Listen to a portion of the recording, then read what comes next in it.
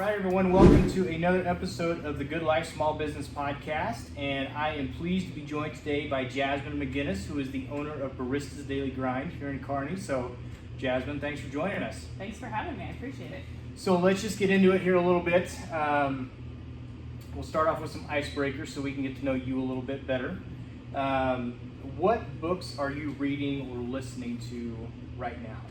So I'm an avid reader, but I will admit that I primarily read for pleasure. Okay. And I go through books like crazy, and all over the place. I really like historical fiction because I love history, and so I love the fiction factor because I feel like I can retain a lot more information about when things happened and how they happened. But I just finished a book called 3 Men in a Boat. It was actually written at the end of the 19th century by Jerome K. Jerome. Okay. Not something I would normally read, but it's kind of a timeless story of anecdotes, and it was really interesting to see how many things from 100 years ago were still relevant or humorous or the same today, so that was kind of fun. And now I'm reading a kind of famous trilogy series. It's called Trinity by an author called Leon Uris. It's a lot about Ireland and the conflict between Protestants and Catholics and Reformation and things that were happening in that country. I read so much though that like to narrow it down to just one or two things is kind of difficult, but that's where I'm at right now. So reading for you is kind of a getaway a little bit. Totally. To relax. Yeah. Do you listen or do you read? I read. You read. I actually have a harder time listening because my mind wanders and then I'm doing 50,000 other things. So Got it. It is my favorite recreation and way to wind down. Very my cool. husband says I fly through books like nobody's business, but It's a good habit to have. it's a good habitat. I agree. Absolutely. I agree. Very good. So, how about podcasts? Do you listen to many podcasts? So I haven't listened to as many podcasts. I know they're really popular, but my favorite one that I don't miss every week is How I Built This. Okay. It's an NPR podcast, and I recommend it to so many other people because not just as a business owner, but as an entrepreneur, as a creative, I love hearing the similarities between other businesses and the struggles they had or the experience or lack of experience they brought into their business. It's really fascinating to pull back the curtain on huge companies now and to hear things that are really not that different from what we're experiencing. Right. So I find it super encouraging. Even the podcasts that have nothing to do with my area of interest or my business, I have learned so much and gleaned little tidbits. So that's kind of what I was excited to do today. And then I have another podcast I love. It's called Young House Love Has a Podcast. And they're actually bloggers that started 10 years ago, like DIY bloggers. Okay. And that might sound really strange, like why are you talking about this? It's very light, it's not heavy. But I learned a lot from them as a couple when they started taking the blog world from just them in their house to having lines at Home Depot and Johnson Main and their own furniture line, and the way that they work their social media, just watching them start from a mom and pop business into this huge thing over the last 10 years. I learned so much about how to be a business owner from John and Sherry Peterson. So if somebody's looking for something light, Young House Love Has a Podcast is great. So they kind of walk through their evolution and their process as far as building the business? Well, they were just so transparent when they started. So, I mean, it was just a blog that every day there'd be a new post, hey, this is what we're doing working on our house. Yeah. And then the blog turned into a book, and then it turned into another book, and then it turned into furniture lines, and you could kind of see the evolution of their company. Yeah. And I just really, really appreciated that, like, even though they were becoming a really big household name, they individually responded to like questions on Instagram, on Facebook. They would validate that you were invested in them and their business and their company. And I just learned so much watching them and the priorities that they set for their family, for their life. Sure. It was a really good example for me. Cool. Very good. Awesome. I'm going to check that one out. All right, so let's get into it a little bit here. Tell us your small business story with Baristas. So I always say that my story is not just about me. It's much bigger than me. Yeah. Sorry about that cold weather. My story starts 20 years ago. I was an original barista with Baristas Daily Grind back in 2001. Okay.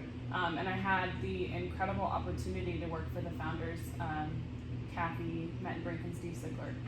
And really, I can't speak enough to the influence that they had on my life, the influence that they had on this community, the foundation that they built. Working for them was the biggest educational opportunity I ever had. I learned more working for them than I did in my college career, any of my other businesses or jobs. They had a profound impact on my life. So I can speak a lot to their story and what happened in the early years, but I'll be completely honest, I did not feel ready or capable of being the owner of Baristas Daily Grind. A lot of people think they know the Barista story. They know that we started franchising. We opened up, 8 stores in 4 different states. We were working on 18 franchises. Wow. It was really cool to be 21 years old working for this company that was just getting off the ground. Mm-hmm. I actually, at the time, was the wine specialist for Baristas Daily Grind, so we did coffee in the morning and wine at night. Okay. And what an awesome opportunity. I mean, who gives a 21-year-old an entire department and says, hey, build this, and we're going to franchise it out, and you're going to be the head of it, and go nuts. Here's our credit card. That's... Right. You don't get that very often. No, but what they did was they created this passion for people and for a product and for a community, and they invested in us, and I watched that trickle out from ownership to the baristas to the community, and they built something incredible that people still talk about. Yep. And even though that opportunity, and in my opinion, ended really tragically, and they had to move on, the foundation that they built is still the heart and soul of Baristas Daily Grind. So a lot of people don't know the whole story, and I would really love for them to be able to tell it in their own words. Right. From my point of view, working for them from 2001 to 2007 was incredible. I got married in 2007 and moved away to Lincoln, Nebraska. Okay. And that's kind of when baristas that everybody knew sort of fell apart.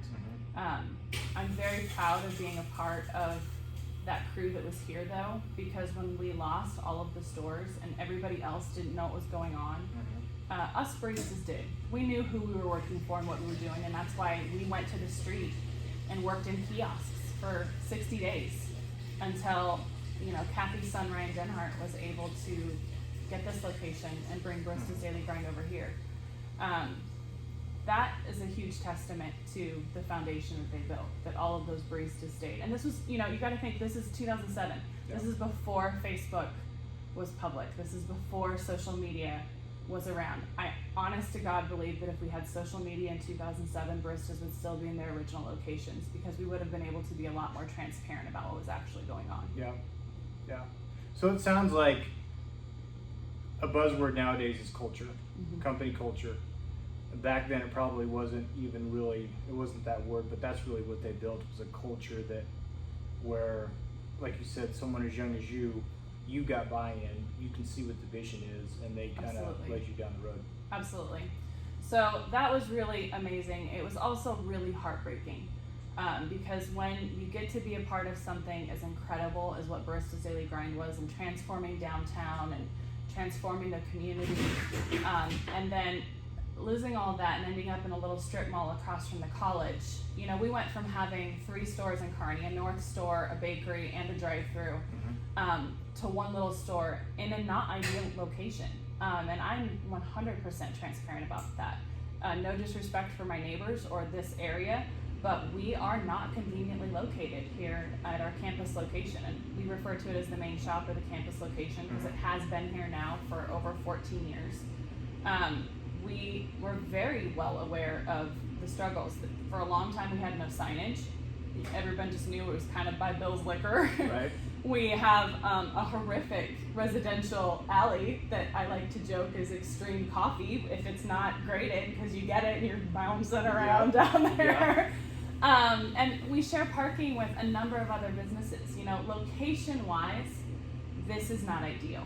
I think it's a testament to the Barista's product and the Barista's customer service and the loyalty of our customers that we were able to make this location work. But Ryan Denhart had tremendous struggles, and I have so much respect for the struggle that he had to go from, being on Good Morning America, representing, one of the finest coffee shops in the entire country, to, having to pay for milk with the cash out of your till that day.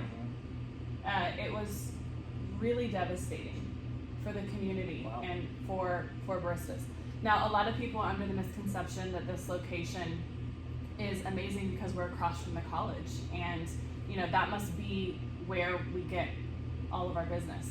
I can honestly say that the college makes up only about 30% of our business, and it's not convenient. There are 5 coffee shops on campus, including a full-blown Starbucks and little coffee kiosks in almost every college. So we actually have to work against those odds and get those kids to want to leave their dorms, leave their college, come across the street, right, and come over here. So that's definitely not the core part of our business.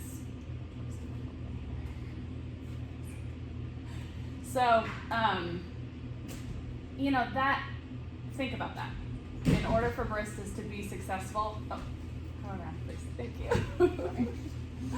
In order for baristas to be successful, we had to overcome the challenges of not having a great location, of getting those students to come across the street, of being able to get Kearney to still choose us. And we sort of set the culture for coffee in this town. Before Baristas Daily Grind, there were a lot of coffee shops that had come and gone. And I think some people expected that to happen to us as well. I remember one successful business person in town told me that there was nothing special about Baristas Daily Grind. We just happened to come around at the right time with the right product, and that if we were gone tomorrow, anybody else could come in and do what we did. I think that history shows that is not true. In our old location, 5 coffee shops came and went. Okay. And in the beginning, they had everything. They had the beautiful property. They had everything that people thought made us cool, but they didn't have the incredible coffee beans. They didn't have that sense of community, the incredible barista staff. Yep. The culture was not there. So, Ryan struggled, and I appreciate that struggle. I didn't work for him, since I mentioned I moved to Lincoln and I was married and kind of doing some other things. And it was really hard for me actually to come back to Kearney, Nebraska, and for there not to be a Baristas Daily Grind like it was in the past. Eventually, my husband and I did decide to move back. We thought we were going to start our family, and we thought that we were going to be close to the grandparents. And so when we came back, I took another job at UMK, and then had kind of a scary medical thing happen in my own personal life. Okay. So it's ironic that I didn't intend to come back to Baristas. Ryan had offered it to me. He was sort of wanting to start his family and move on to something else, and I really appreciate the struggle that he was under. I can honestly say I turned down ownership of Baristas 3 different times. Wow. I think it's very kind that people kept coming back to me and saying, "Do you want it?" I joke that I'm a late bloomer, and I didn't feel prepared to take on the challenge. I also was really concerned that I would lose myself in this business. I'm a very passionate person, and I think that it's important as a human being to have a well-rounded life. And I did not want to go to bed at night and have all of my worries be about my business. Right. I wanted to have a family. I wanted to be a good daughter and a good wife and a full person. And I just didn't feel that I could do that. So when I mentioned that I had a pretty serious medical event, I had a pulmonary embolism when I was 29 and almost died. Wow. And it completely changed my life. And it literally slowed my life down and stopped it for like 3 months while I got healthy. And I wasn't able to physically do the job that I was doing at the time. And so that is what made me walk back through the doors of Baristas and ask Ryan Denhart, "Can I come back and work for you?" And I thought that I was going to work in the office and do a schedule and kind of help on the outside. By this time, I had my degree. I had a lot of really professional jobs, what I like to call my big girl jobs. Yep. And I learned something in that year that I came back to Baristas. I absolutely loved it here, and it's kind of the start of a culture that I created that started with Kathy and Steve, but now is a huge part of my ownership. Yep. I joke that there is a perfect trifecta in the world, where you love what you do, who you work for, and who you work with. But that at some point in your life, you're going to give up one, two, or all three of those things Yep. for a better paying job. And so I didn't make the money at Baristas that I made in my other jobs, my other careers. But gosh, if I didn't love who I worked for, who I worked with, and what I did. And that truly made the entire difference. Yeah. Really important to me.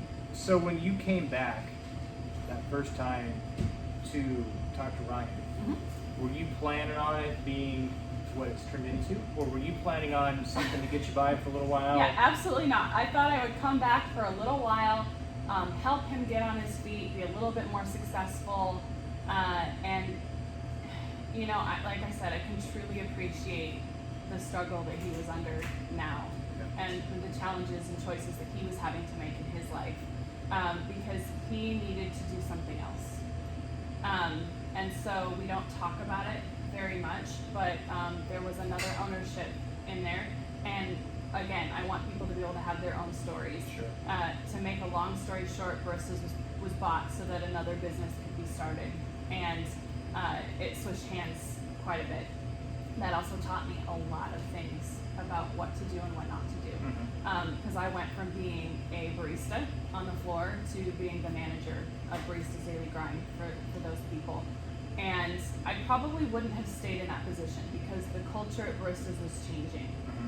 There were a lot of things I felt passionate about that I knew needed to happen here. When we went from 3 stores to 1 store, we opened up a massive amount of coffee interest that was going to other places, or that was open to other places. We needed to get back locations. Yep. That was always a huge priority to me. But the people that owned it at the time, they didn't have any owner presence. In fact, if they were to walk in and order their coffee, none of the baristas even knew they were serving an owner. That's how offhands they were. And what that did for me as the manager is I got a really good inside view of the financials of the day-to-day, of things that I probably didn't learn and have to experience when I was just a barista. And then the second really tragic thing happened in my life, which is my baby sister Raven was killed in a horrific car accident.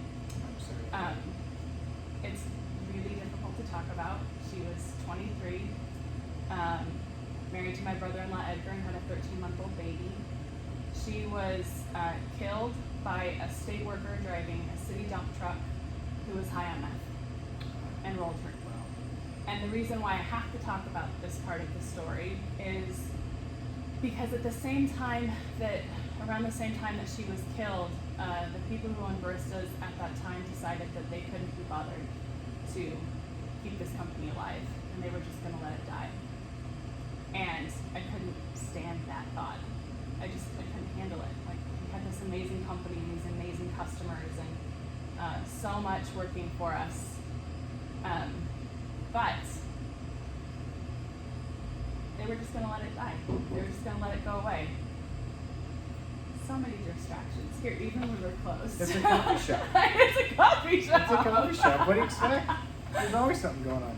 So,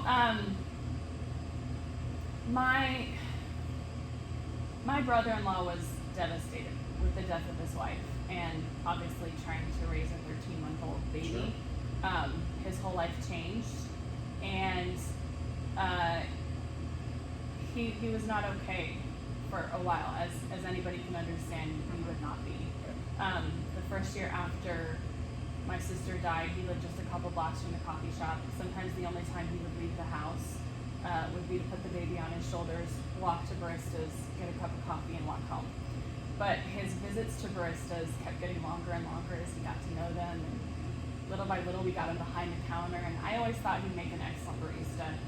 And I said, do you want to do something that's no pressure, no stress? Like, you don't have to go back to your big fancy corporate job. Like Sure. just do something to get out of the house, to get used to it. And so he just started working here and was really coming back to life when we found out that Baristas was going to go away. So him and I made a very difficult decision because my sister was killed in the manner that she was. He had been awarded a wrongful death lawsuit by the state of Nebraska. Okay. And neither him or I are wealthy. We didn't come from money. We didn't have people that were willing to invest in us and our dreams. But we had each other. And so we decided to join an LLC in 2007, the Jasmin, and we offered to buy Baristas Daily Grind. Now, that's a lot more complicated than people understand, because actually, neither of us really liked the idea of that money. We say it kind of felt like blood money. Sure. But buying a business and keeping our jobs and keeping something good for the community was something we were both really passionate about. However, like I said, we didn't have people who were interested in investing in us. So we did something very, very non-traditional, and I will forever be grateful to Kurt Ott at First National Bank, because he accepted a promissory note from our lawyer that said we were good for the money. The money did not actually show up for 5 years because it was fought over in court cases. So, shock of all shock, Baristas Daily Grind in 2007 became ours on a promissory note, and we had to, from day one, cash flow and make this business thrive and grow with no assurance other than that we were good for it. Right. Wow. So that's kind of unique as far as business stories go. We kept being told that that money was going to show up in 6 months or 6 months. So in the beginning, we had a very high interest note. In the first year of Baristas Daily Grind that we owned it, we were able to move into traditional financing, which was wonderful and kind of validating at the time, because we were able to realize we do know what we're doing. Edgar, from the very beginning, wanted to be a silent private partner. So even though we have co-ownership and we come together for all of our decisions, I usually am in the face of baristas or talk about it. People come to me. We discuss everything, but that's just so that he can focus on his priority, which is his child, and the life that he wanted to create for her. In the very beginning, we knew we needed to get a second store. We had to. This location was not a great location, and even though we were doing an incredible amount of business, like I said, that void had never been filled from us losing 3 stores. Sure. And we were watching as corporate coffee was moving in and more coffee shops were moving in. And I don't ever speak about the other independent coffee shops. I want everybody to succeed and do well. I want them to work hard. The sad reality of the world is that most businesses fail within the first 3 years of business. That is especially true of coffee shops. What I do talk pretty strongly about is corporate coffee, because we have amazing options in Nebraska now. There are incredible mom and pops doing wonderful businesses, and they don't stand a chance if there's a corporate coffee shop on every corner. So our number one goal from the get-go was to get a second location, and we could not make that happen. We had 2 failed attempts in the first 2 years that wasted 2 years of our time. And then in the 3rd year of business, we decided to, everybody wanted us to go north. We wanted to go north. I still want to be north. We couldn't make it happen. Not with being brand new business owners who just purchased a business and, we're trying to cash flow $500,000 right off the bat. Sure.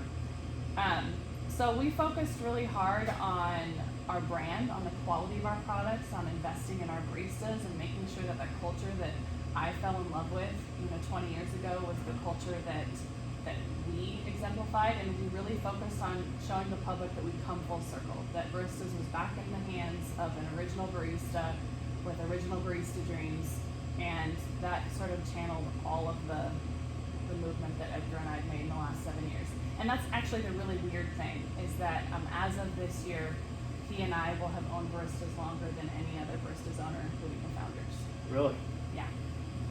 So when was the moment that you kind of realized that? Was it? It honestly was only this year. Yeah. I do a lot of yearbooks for the kids, because I think that as a business owner, it's hard to kind of remember when things happen. Yeah. It all can kind of blend It's a together. blur. Yeah, and some years you feel like you haven't done anything. Yep. I didn't want to ever feel that way. So the one thing I will say I love about social media is I love Instagram. I love that people take time out of their lives to take a picture of something, to capture something as a memory. I don't care if it's marketing. It tells a story, and I've always loved photography. Yeah. So I have yearbooks each year that show all of the different things, the changes that we made. Some the public will recognize, some they won't, but they're huge for us as a company behind the scenes. Cool. Well, now talk about the second location, because when we were talking yesterday on the phone, one of the things that I appreciated about when you guys were opening up that second location, and thank you for coming south, because I live on that part of the town, so thanks. Good, that's awesome. But what I appreciated was that you documented that journey. I mean, it used to be a bank. I used to make deposits there. And so you weren't just buying a building, you had to turn that thing around and basically gut it, right? Oh, yeah, completely. So that's the funny thing. As business owners, I think that we can really become fixated on what we think needs to happen and how that needs to look and how it's going to happen, and be completely blind to missed opportunities. And that's how I feel about the 2nd Avenue South location. I actually drove by that bank. It sat empty for like 4 or 5 years. Yeah. And I would drive by that location and think, that would make a cute coffee shop for somebody. That would make a cute coffee shop for somebody. And I was the owner of Baristas Daily Grind. I never thought I should make that a coffee shop, because I was 100% fixated on North Kearney, maybe getting back my original location, maybe building something up there. We had tried to build something. We had blueprints for a drive-through coffee shop in north part of Kearney. We just couldn't make it happen. And so I saw a sign on the bank a couple years ago, and it said for lease. And just for kicks and giggles, I went online to see how much it was to rent. And I thought, 2nd Avenue, like that's one of the busiest cross sections in all of Kearney for traffic. I thought it's going to be like $5,000 a month, and that wasn't in our budget. And when I went online and saw what it was going for, my jaw dropped, because it was in our budget. But I'd never been in it. I didn't know, like, is this just this idea that I have? So I'll never forget the day that I called Steve Korn with Home Realty, and he got me the keys, and we went in and toured it. And all I could see is potential. And one of the things I love about that location is that there are 6 entry and exit ways to get in and out of it. So when I talk about not having a great location over here at the main location, you can get into that store either drive-through from every part of Kearney. Yeah, 2 drive-thrus. Yeah, and the whole property is available. So there was parking. One of the biggest things that our customers wanted was faster lines, and this shop is truly not built for a fast drive-through line. Our espresso machine is really far from the drive-through window, and because there's so much walk-in and out traffic, that's just a totally different dynamic than drive-through. So the line here never moved as fast as we wanted it to. I knew I needed a double drive-through, and here's this bank with 2 drive-through windows, west, east, like it just worked so well. Right. But then we were once again left with a financial issue. Like, how do we do this? Always. And it's just, this community is so beautiful. This community is so beautiful. We actually had a person who privately offered us a $50,000 investment for us to flip that location. That ended up falling through and not happening, which was incredibly stressful, because we had already started construction. Our construction crew was amazing at the time, really positive. I did design that whole building from top to bottom, knew exactly what I wanted in it, exactly how I wanted it to look. And it's tailored around the baristas, which is why they can be so fast and why those lines move so fast. And it was the most exciting and most stressful part of our entire ownership, because at the exact same time that we signed papers for that location to start, Starbucks came back to Kearney, Nebraska, and went back into their original location up north. And our main shop immediately took a $500 a day hit. I mean, think about that. It's huge. Yeah. It's huge. Wow. And so here we are getting ready to expand, and if we had expanded 2 years previously, would have been fine. Yeah. We would have gotten a real good handle on the market, would have gotten our flavor out there, our customer service, just the whole 9 yards. But they came back, and ouch, it was hard. And I say that transparently because I'm not ashamed of struggling against Starbucks. I'm not saying they have better coffee than me. I'm not saying they have better service than me. They just don't. But when you have corporate advertising and a corporate budget and you can afford multiple locations because you're not paying labor, think about that. The Target pays the labor for Starbucks. Starbucks isn't paying that labor. And the college is paying for the labor of those Starbucks employees, not Starbucks. So you get to infiltrate your brand without all that overhead. You also get to dictate the price of your cups, your products. You know, they can get a cup for 5 cents that I have to pay 27 cents for. We have a dramatically different cost of goods. Right. And they have a national advertising campaign. Yep. So they can fill your social media, they can fill your TV screen, and they can afford the best locations and higher rents. Yep. That's a lot to work against. Yeah. So for Edgar and I, here we are knee deep in 2nd Avenue. We had numbers projected for what we thought we would do. And I'm not ashamed to say that first year we did not meet them, not even close. Because 8 coffee shops opened in the first year that we opened 2nd Avenue. 8. North and South and Independence. And some people can say, well, you know, that's just the business, you know, and that's what happens when your town grows, your city grows. But there's only one pie. In every industry, there's only one pie. Right. And no matter who you are, everybody gets a slice. So this would have been This was 2012. 2012. 2012. And so coffee shops, I mean, were they kind of hitting the peak as far as even the mom and pop or the corporate? Was it? So I think everybody thought that coffee was money and you could make it. So, you know, McDonald's invested billions in coffee lines. Panera invested in coffee lines. We got a Dunkin' Donuts. We got, you know, second scooters. We got, you know, I mean, everybody, it was just explosion city. Right. And everybody does have preferences. They have things that they like, things that they don't like. But none of them have the culture that Baristas Daily Grind does. Right. And I will stand by that till the day I die. We are incredibly invested in our community. Not just because Edgar and I are UNK alums and we live in this town. You know, right now we employ 21 people. But the people that we hire, they work for us 4 or 5, sometimes 6 years.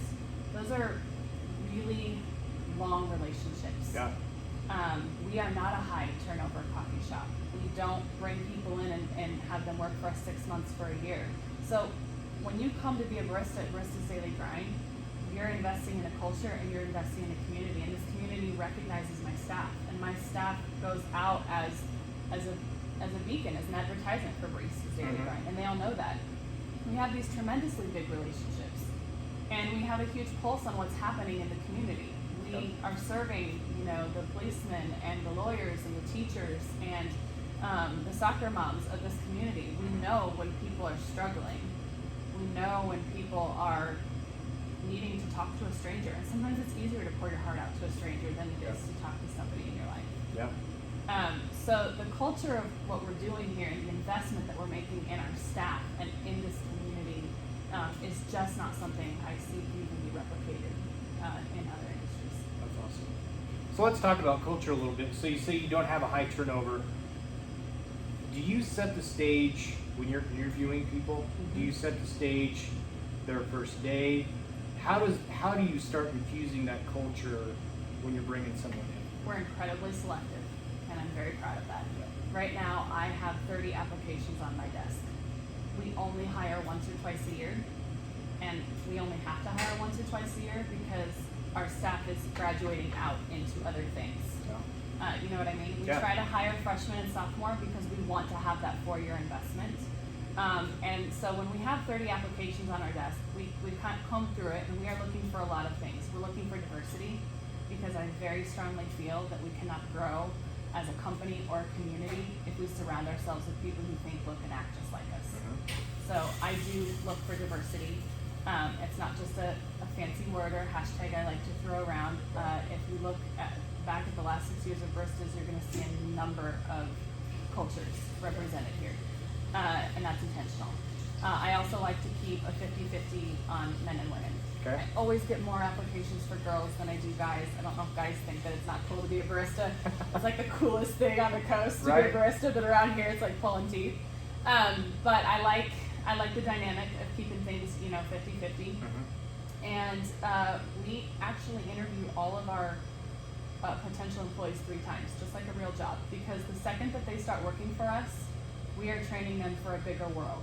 And that's kind of our philosophy around here, is that we want baristas to be the best job you've ever had in your life. And we want to meet that perfect trifecta I told you about. We want to be a place where you love who you work for, what you do, and who you work with.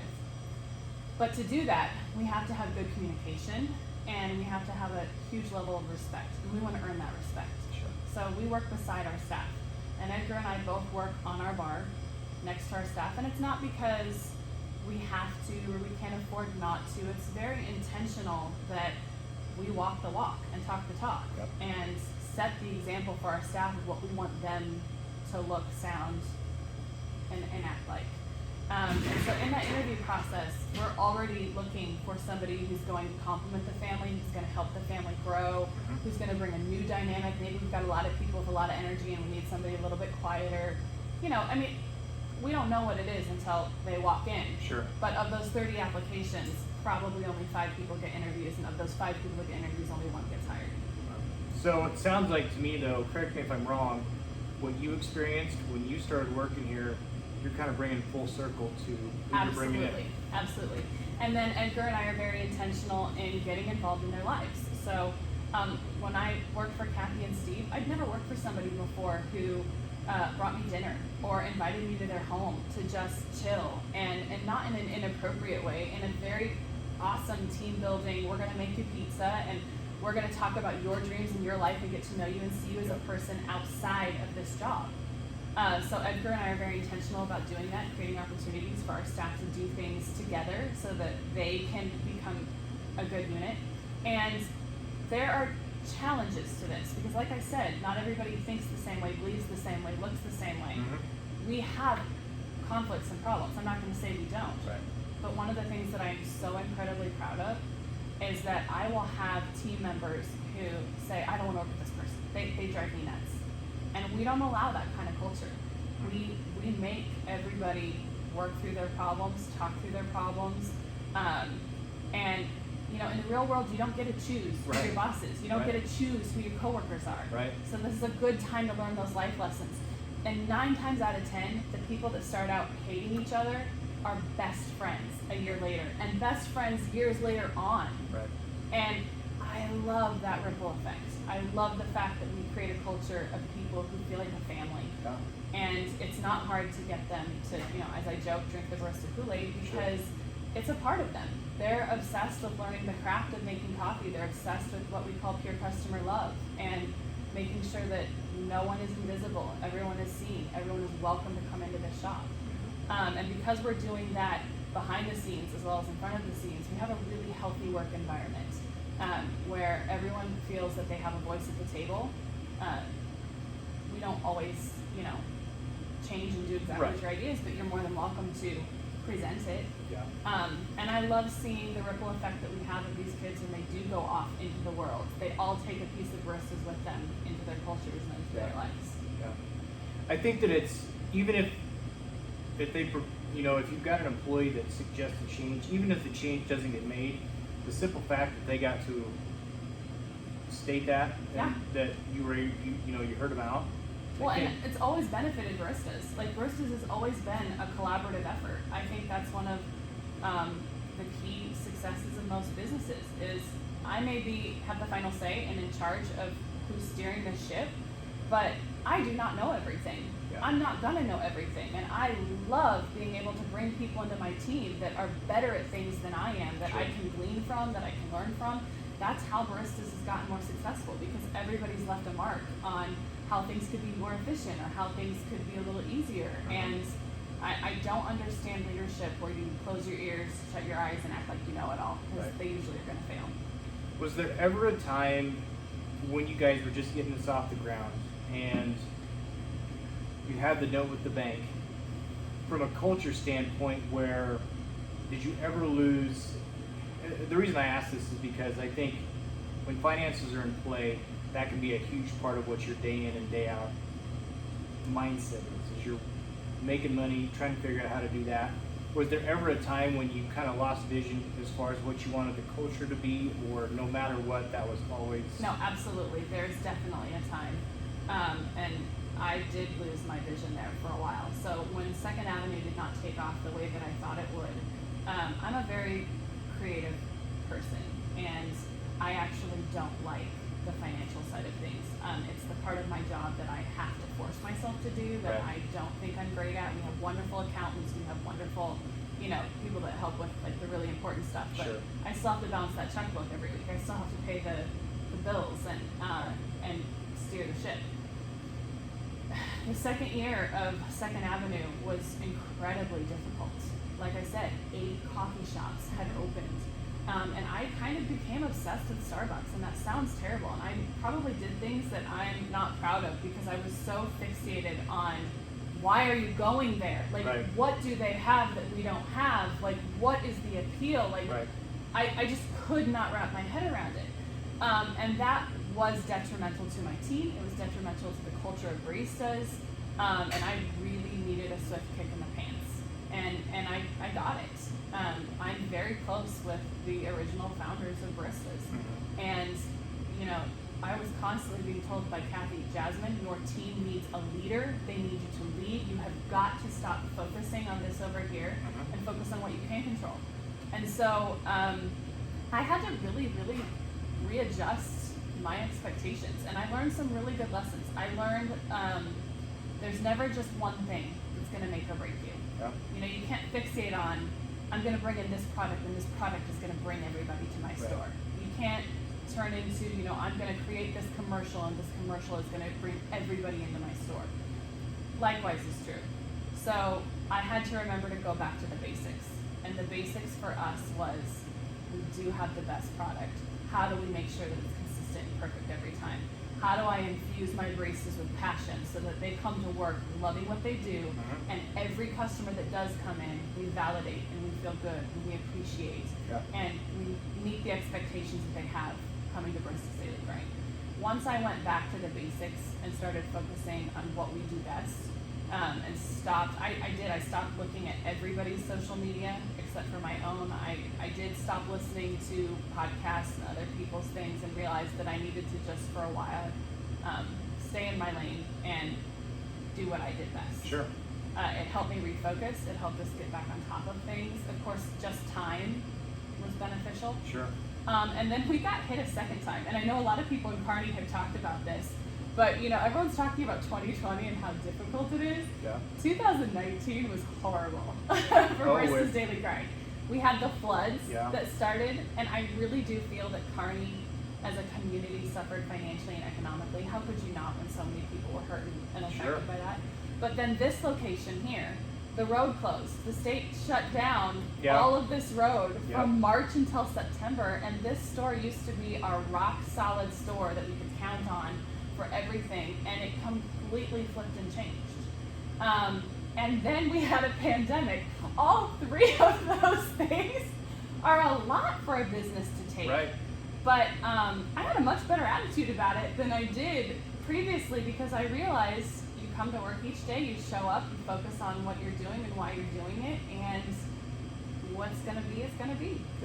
I think that's the perfect answer, because I think no matter what, as a business owner, when you get into it, at a certain point, you do get distracted by things. And I think that for everyone, at some point, maybe not for everyone, but I know I went through it where I've had to just kind of refocus and kind of reel it in a little bit.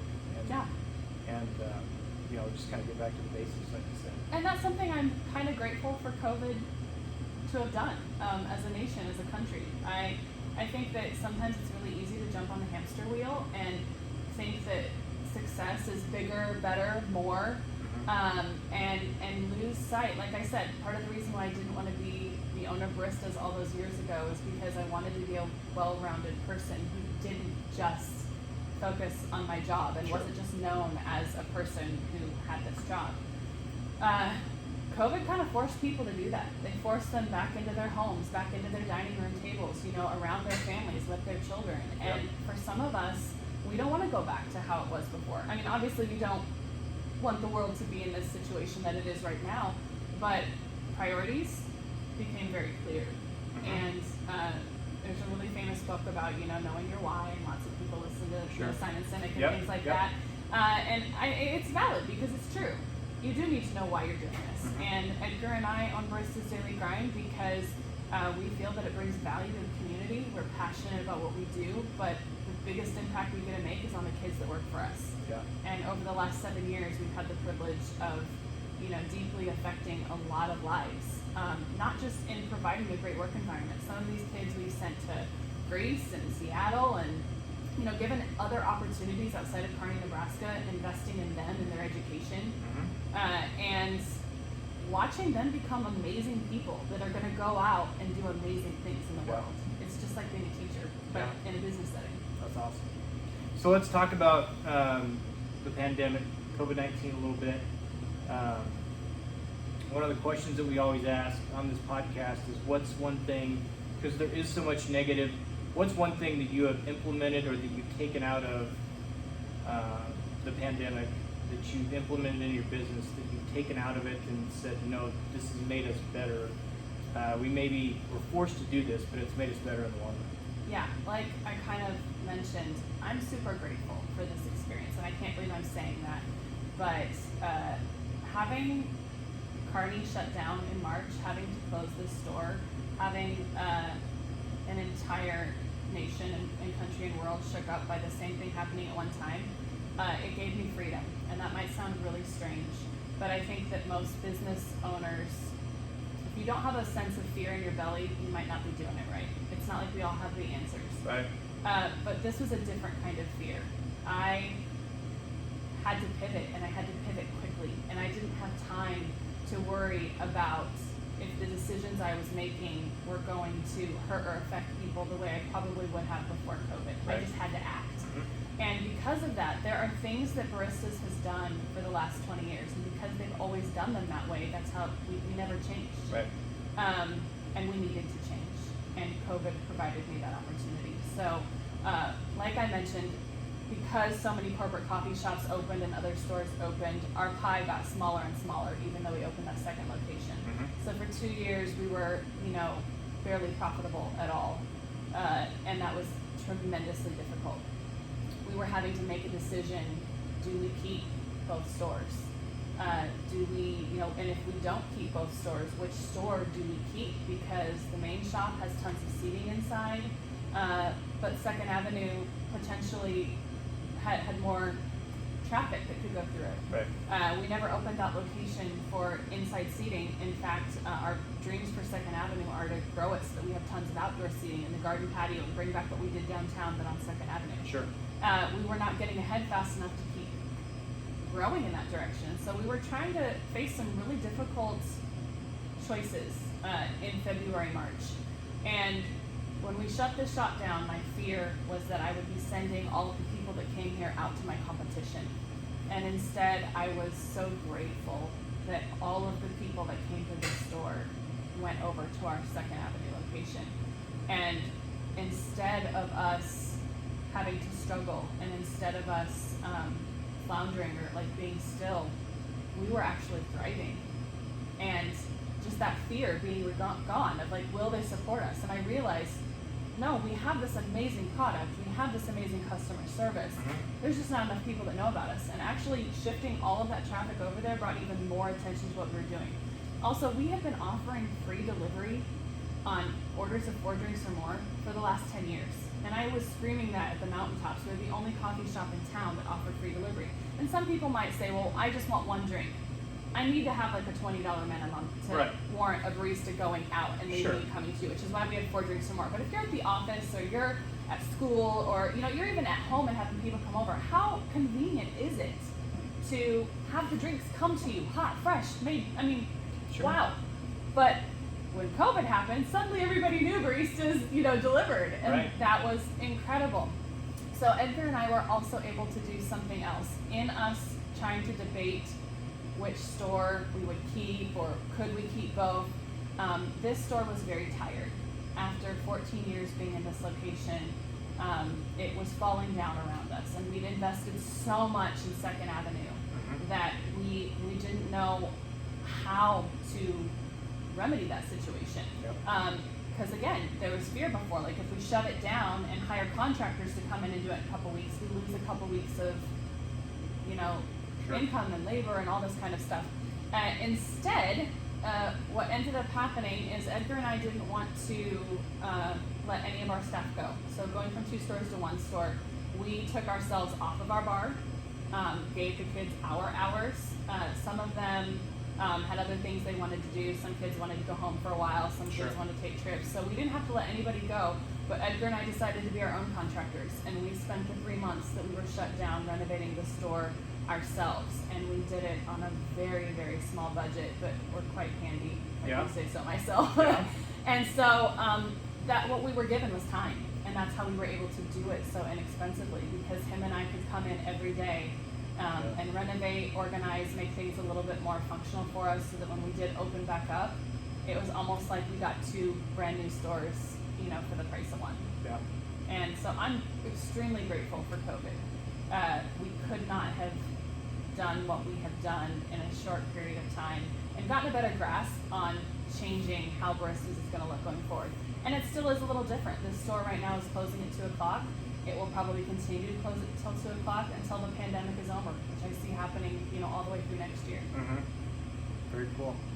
So I have a question about just, it seems like, and correct me if I'm wrong, within the coffee shop, you kind of have, and it may be different for the locations like you talked about, but you kind of have 2 different businesses. I mean, here at the campus, you have kind of more your atmosphere, where you got people coming in, they may get a couple cups of coffee and they're here for 4 hours, but you've also got the drive-through window where people are coming up and they're on the go. And so you kind of have 2 different, I don't know what the right word for it is, but you kind of have 2 different business models that you have to maybe follow when you're running a coffee shop, because you've got people that want it fast and they want it on the go, but you also have to provide an atmosphere that people feel comfortable and welcome. Exactly. And I think that that's why the 2 stores do complement each other.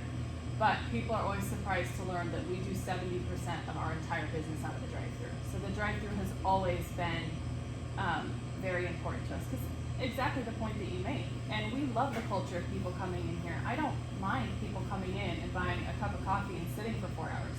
I think part of the reason why people like to go to coffee shops is because there's an atmosphere of study and conversation. And I often joke that coffee shops are like the new churches, because as the world has changed, a coffee shop is a place where no matter what your economic background, whether you're rich or poor, you can congregate and you can discuss ideas. You can have a Bible study or a political conversation or take a class, and it's a place where everybody should feel welcome. And this store does that. I also do believe in helping economically depressed areas. So there's a part of me that's really proud of being in this location, because I would love to see the beauty of Baristas expand around, and I've seen that. The caliber of neighbors that we've brought in, the kind of business owners, the additions that we've made to the outside of our building. I would like to continue to grow those things in the community. We noticed the same thing when we went to 2nd Avenue. Like we mentioned, that property was empty for 5 years. It was kind of an eyesore. And now it pops and it has all those flowers, and we watched as our neighbors, the car wash completely redid all of that. And I didn't know a car wash could look pretty, but it does now. Yeah, absolutely. Yeah. We watched as all those abandoned houses across from us got torn down. I like to think that when Baristas moves in, we improve the area around us, and we want to keep doing that and giving back. So 2nd Avenue is definitely great for tourism. A lot of people coming off the interstate stop at that store. It's a really good base to promote Kearney, and we're constantly doing that, telling people about other great businesses that they should go to lunch to or go shopping to. And then we want to see that property continue to develop into a beautiful outdoor space. So we do have some pretty significant plans to elaborate upon that location and make it something that I think is still missing in Kearney, Nebraska, sadly, since we lost our downtown location. Sure. Cool. That's awesome. So is this whole deal what you thought it would be? The podcast? No, the business. Oh, the Owning business. Baristas. Oh gosh, I don't know if anybody can know what their business is like. Like I said, I think if you think too hard, it's going to be like this and it's going to be like that. Yeah. You're really limiting yourself. I'm proud of the fact that, generally speaking, over the last 7 years, we have had more good times than bad times. That ownership has been more balanced than I thought it would be, and successful, and I'm very grateful for that. I do think that I still have to very much be careful, to stay in my lane. Mm-hmm. It's really easy to focus on lots of other things that we want to do, and if those opportunities become available to us, great, but focusing on the day-to-day customers we love, the kids that we're investing in, the community that we serve is really the best way to handle whatever life throws at us. Yep. Awesome. So someone comes to you, let's say one of your baristas comes to you, and they want to start their own business, whether it's a coffee shop or something completely different. What advice would you give them about what they're about to start, the journey they're about to take? So one of the things that I love about that question is it's something that we're actually already intrinsically doing when they work for us. We are so transparent with how this business is run, and we share all of that information with our staff and teach them how to do it.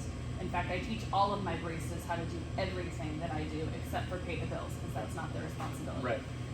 Because of that exact reason. We want them to have as much real life experience in a safe environment so that if they want to make those decisions, they go out into the world with their eyes wide open.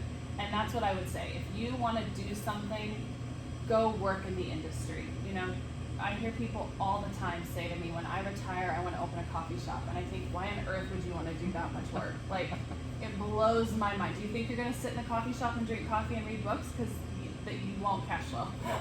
No. There's so much work involved here. And I do think that it translates to other businesses and other industries outside of my coffee shop. So I say, get some real life experience in that industry. Find out if you actually really like doing the work. Mm-hmm. Because if you don't like doing the work that your lowest paid, average person off the street is getting paid to do, then you probably shouldn't be in that industry. Yeah. Edgar and I, myself, you'll see us taking out the trash, making drinks, washing dishes. That buck doesn't get passed on to somebody else. I know there are lots of business owners that do that. Maybe they just sit in the office. Maybe they want to have a business and have other people work for them. But you need to have a pulse on how your business is changing, what's happening in the community, and the best way to do that is to start right there. And then the second thing I can't stress enough is the more capital that you can pull at the beginning, the stronger you can make that business plan, the more you can go in with your eyes wide open, knowing that it will not be smooth, it will not be easy, there will be hiccups, there will be things you never planned to come. How are you going to handle those challenges? Right. The more you can prepare yourself mentally for that kind of thing, the better you're going to do. There's never a perfect moment. There's no such thing as perfect circumstances. I 100% don't believe what that gentleman said about a business coming around at the right time with the right industry. I just don't believe that's true. Right. When things are successful, they're successful because the public wants them, and you filled that need and you did it well enough that it grew. Yeah, absolutely. So what would you like everyone to know more about Baristas as far as what you guys have coming up? Is there anything that you want the community to know? I guess also, where can we find you? Social media, website? Let us know that too. So website, social media, or Baristas Daily Grind all across the board. So Okay. for Instagram, Facebook, website. What I want people to know. First of all, I just want to say a tremendous thank you. And it kind of chokes me up and makes me emotional, because we are not a business without the people who walk through their doors. And I value so much the hard-earned dollars that people make. There are people that come to Baristas that probably should be using that money, to buy groceries, but maybe this is the thing that helps them get through their day. It's their one treat, what have you. Thank you. Thank you for choosing us. Every time you choose a local business, you are investing in real people, families, this community. And Edgar and I could not do this without their support. So that's the number one thing I want people to understand, is that we appreciate your business. We also want to earn your business. So if you are a person that is, perhaps a fan of a corporate coffee shop or going someplace else, just give us a try. That's all we'd ask. Yep. Please just give us a try. There's a wonderful thing in the coffee community called a caffeine crawl. And I know everybody knows what bar crawls are, but in a caffeine crawl, you get something you like. Say you like a vanilla latte, and you go to every coffee shop in that town and you try everybody's vanilla latte. Oh, nice. And then you decide what you like. Right. We want people to do that. We want people to find what they like and support what they like. And even if that's not me, we appreciate that loyalty if it's small town business. The other thing I want people to know is, we do deliver, and we love to deliver. And we have a tremendous kiosk that can come do weddings and graduation parties. We rent out all of our shops, and especially this main shop. Now that it has been renovated, it's a really great small space. We rent this whole building out very reasonably all year round. And now with this store closing at 2 o'clock, it's even easier to have a lovely afternoon or evening place. You can have it staffed with baristas that will make drinks for you. You can bring in your own food. That's something kind of new, and I think that that's kind of important, because not everybody wants to do it a huge to-do at other places. And we appreciate the opportunity to earn your business. So come learn what your customer love's all about, because we're just full of it. Awesome. Sounds good. Jasmin, this was a blast. Thank you for the Thank you. opportunity. Absolutely. You have a great story. Thank you for sharing with us. And come on in or give them a call and have the coffee come to you. Yeah. Thanks.